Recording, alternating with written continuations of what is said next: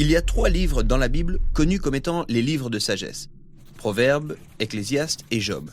Le premier livre, Proverbes, démontre que Dieu est sage et juste.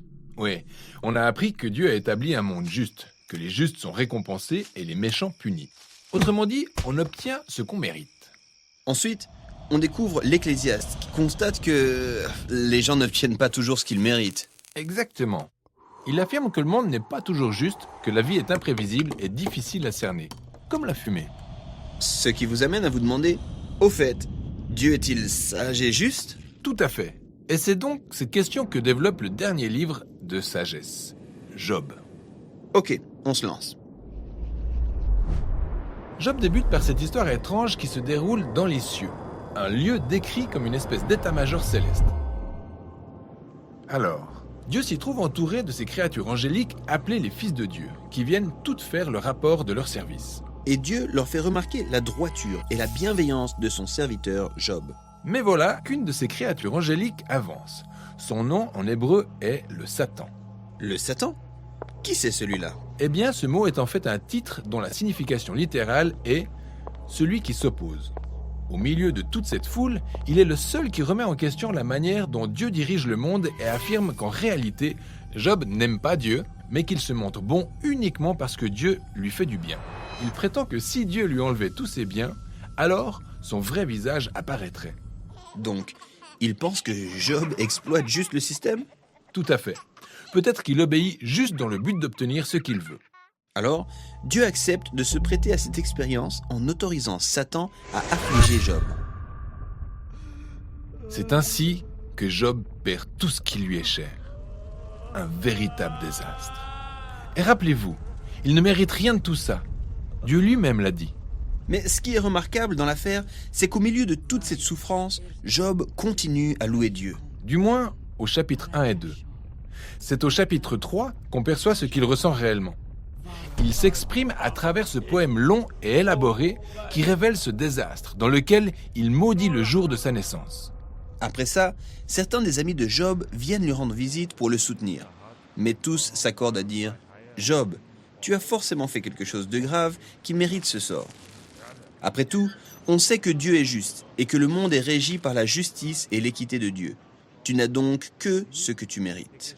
Et tout au long des 34 chapitres suivants, Job et ses amis se lancent tour à tour dans une poésie hébraïque des plus élaborées. Ses amis continuent à spéculer au sujet de la raison éventuelle pour laquelle Dieu aurait infligé une telle souffrance et se mettent même à énumérer une liste de péchés potentiels que Job a certainement commis.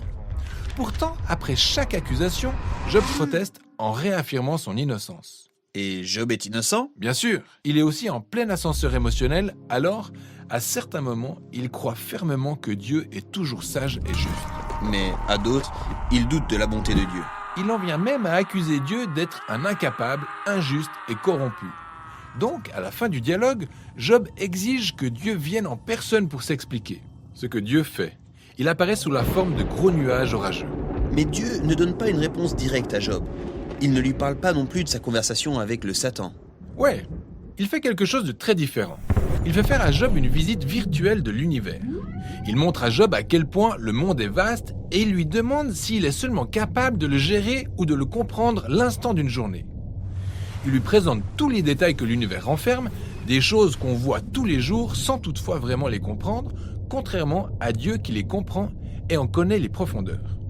Il veille sur la beauté et le fonctionnement de l'univers à des degrés insoupçonnés de l'homme et en des endroits qu'on ne verra jamais.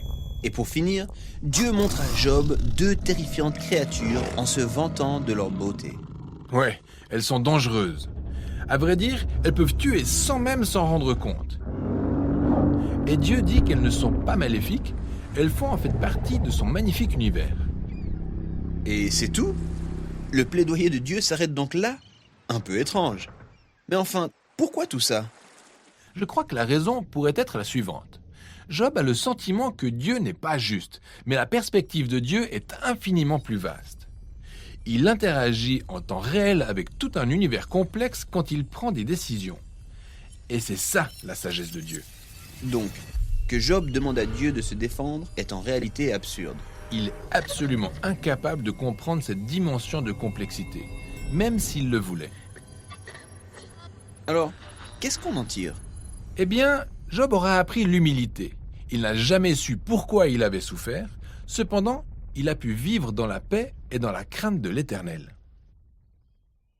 Mais ce n'est pas là que le livre s'achève. Après ça, Dieu restitue à Job le double de tout ce qu'il avait perdu. Et ça encore, c'est surprenant. Je veux dire, est-ce une récompense? Dieu est-il en train de dire « Félicitations Job, tu viens de réussir ce test de haut niveau ». Non, à vrai dire, l'ensemble du livre révèle clairement que l'épreuve de Job n'était pas une punition. La restitution de ses biens n'est par conséquent pas une récompense. Alors, pourquoi tout cela lui est-il restitué? Eh bien, il se peut que Dieu, dans sa sagesse, ait décidé d'offrir un cadeau à Job. Et on ne sait pas pour quelle raison. Mais tout ce qu'on sait, c'est que désormais Job est le genre de personne capable de faire confiance à Dieu, quelles que soient les circonstances, bonnes ou mauvaises. Et voilà pour le livre de Job qui représente aussi la fin de notre série sur la sagesse. Ces livres bibliques sur la sagesse sont exceptionnels. Chacun d'eux offre une perspective unique permettant de mener une belle vie.